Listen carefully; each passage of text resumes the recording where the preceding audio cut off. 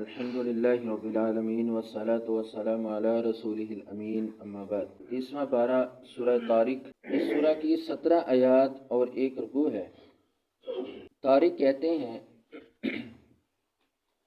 کہ کسی چیز پر کوئی چیز مار کر آواز پیدا کرنا، مارنا اور اس چیز سے آواز پیدا ہو۔ اور طارق رات کو آنے والا، یہ بھی اس کا معنی ہے۔ طریق بھی اسی سے ہے، راستہ کہ چلنے والے اس کے قدموں کی آہٹ آواز آتی ہے۔ اور رات کو دروازہ کھٹکھٹانے والا ہے، کیونکہ رات کو دروازہ زیادہ کھٹکھٹانا پڑتا ہے، اس سے آواز پیدا ہوتی ہے۔ اور یہاں مراد طارق سے کیا ہے، یہ اللہ تعالیٰ نے آیت نمبر 3 میں خود واضح کر دیا کہ النجم، ستارہ اس سے مراد ہے کہ جو رات کو آنے والا ہے۔ بسم اللہ الرحمن الرحیم۔ والسماء، اور قسم ہے آسمان کی، والطارق، اور رات کو آنے والے کی۔ والسماء والطارق، قسم ہے آسمان کی اور رات کو آنے والے کی۔ رات کو آنے والا یعنی ستارے جو رات کو ظاہر ہوتے ہیں۔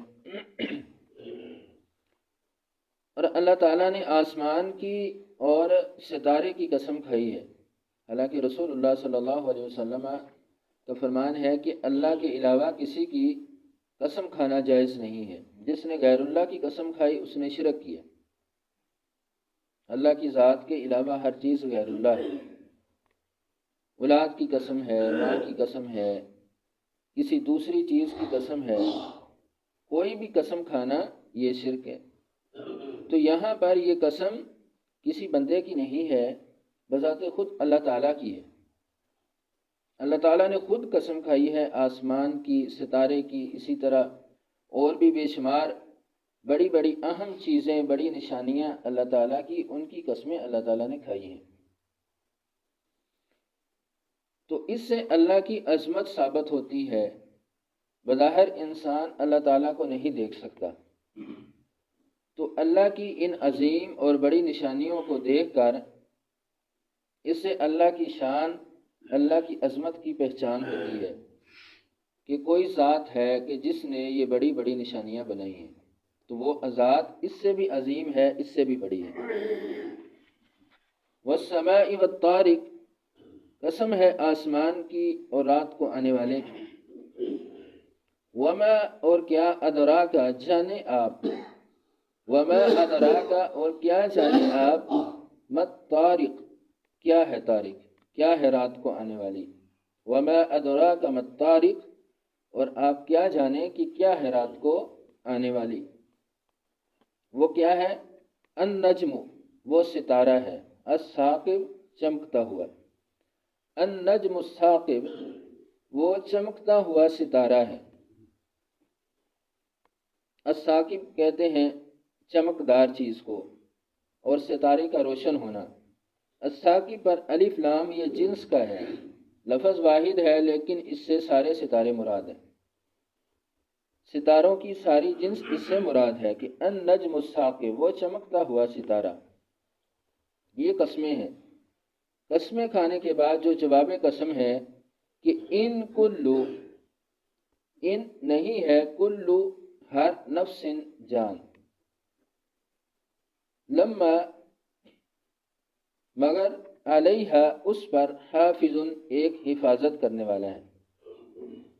ان کل نفس لما علیہ حافظ، کہ ہر نفس پر ایک حفاظت کرنے والا ہے۔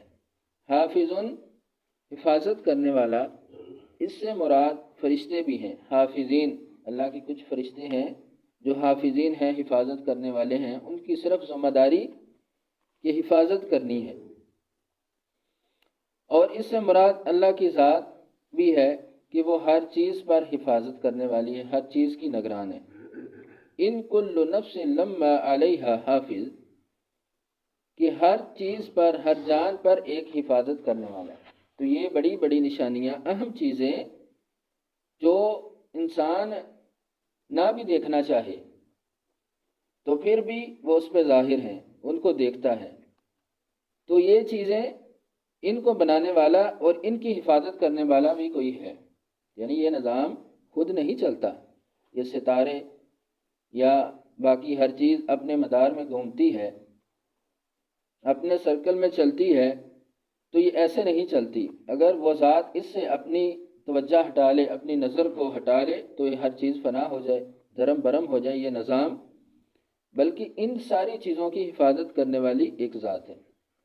فَلْيَنْظُرْ فَلْيَنْظُرْ بس چاہیے کہ دیکھے، الانسان انسان، مما کس چیز سے خلق وہ پیدا کیا گیا۔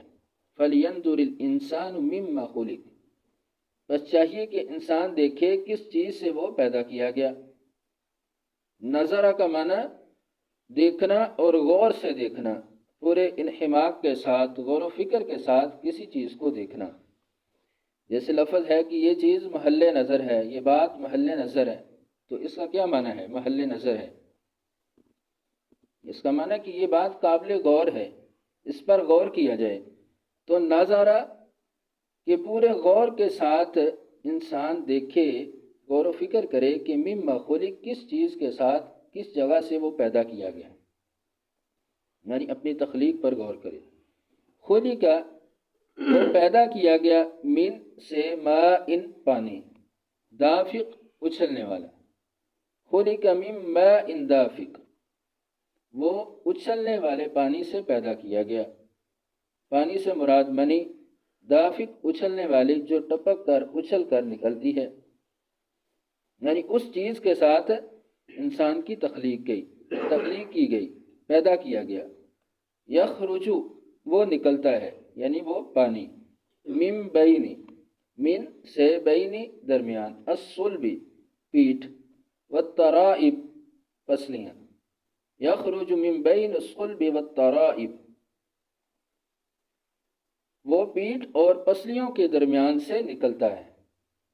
صلب پیٹھ کو کہتے ہیں اور مضبوط ہڈی، وہاں سے، اور ترائب پسلیاں، ان کے درمیان سے وہ پانی نکلتا ہے کہ جس کے ساتھ انسان کو پیدا کیا گیا، یعنی اس کا مرکز اللہ تعالیٰ نے بتایا کہ وہ کہاں سے نکلتا ہے۔ انہو بے شک وہ، یعنی اللہ تعالیٰ، علی پر، رجعہ لٹانے پر، لقادر یقیناً قدرت رکھتا ہے۔ انہو علی رجعہ لقادر بے شک وہ لٹانے پر یقیناً قادر ہے۔ تو یہاں پر کہ وہ ذات لٹانے پر قادر ہے، تو پورا غور و فکر کے بعد جو نتیجہ نکلا وہ یہ ہے کہ جس اللہ نے انسان کو پانی کے ساتھ ایک پورا وجود پیدا کر دیا، اس کے اعضاء، طاقت، قوت، اس کا فہم، ادراک، ہر چیز اللہ تعالیٰ نے اس کو دے دی، تو ایک ایسی چیز سے اس کا وجود پیدا ہوا، تو وہ ذات دوبارہ اس کو لٹانے پر کیوں قادر نہیں ہے؟ یا وہ کیا لٹا نہیں سکتی، دوبارہ اس کو بنا نہیں سکتی، پیدا نہیں کر سکتی؟ لقادر، بلکہ یقیناً وہ قادر ہے، وہ دوبارہ لٹانے پر قادر ہے۔ جب دوبارہ وہ لٹائے گا، یوم اس دن، تبلا جانچ ہوگی، السرائر چھپی چیزوں کی یا بھید کی، یوم تبلا السرائر جس دن جانچ پڑتال ہوگی چھپی باتوں کی، یعنی وہ ذات اس قدر قادر ہے کہ تبلا بلا، بلا کہتے ہیں کہ کسی چیز کو جانچنا، جانچ پڑتال کرنا، یعنی چھپی چیز کو ظاہر کرنا۔ السرائر سر، چھپی ہوئی چیز، قاموس میں اس کا معنی ہے سر، ایسی چیز جو انسان کا ارادہ اور نیت ہے، جس کا اس کو خود علم ہوتا ہے اور کسی کو نہیں، تو وہ چیزیں، یعنی بندے کے ارادے، اس کی نیت، اس کو بھی وہ ظاہر کرے گا اس دن، یعنی قیامت کے دن وہ اللہ کی ذات اس پر بھی قادر ہے۔ سبحان ربک رب العزت عما یصفون وسلام علی المرسلین والحمد للہ۔